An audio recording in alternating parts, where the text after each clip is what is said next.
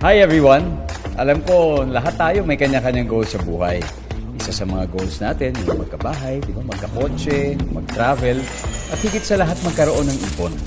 Pero dapat may goal ka din na magkaroon ng pangkabuhayan. Or looking for an extra income or want to start a part-time income? Be a JC Authorized Wholesaler at Dropshipper na. Alam mo ba na ang pagiging JC Authorized Wholesaler at Dropshipper is made simpler for you?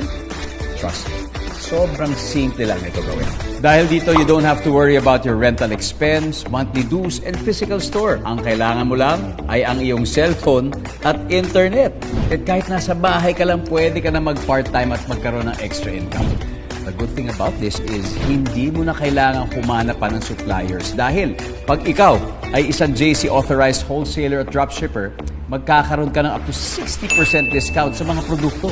Most especially from the trusted and real JC Organic Barley Juice from New Zealand. Paano ka nga ba kikita? Let me tell you.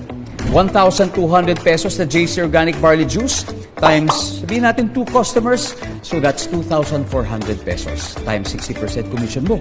So meron kang 1,440 pesos a day. And then times 30 days mo na.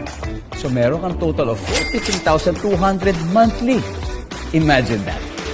Simple lang magkaroon ng extra income at part-time, di ba? So for extra income, be a JC Authorized Wholesaler at Dropshipper na.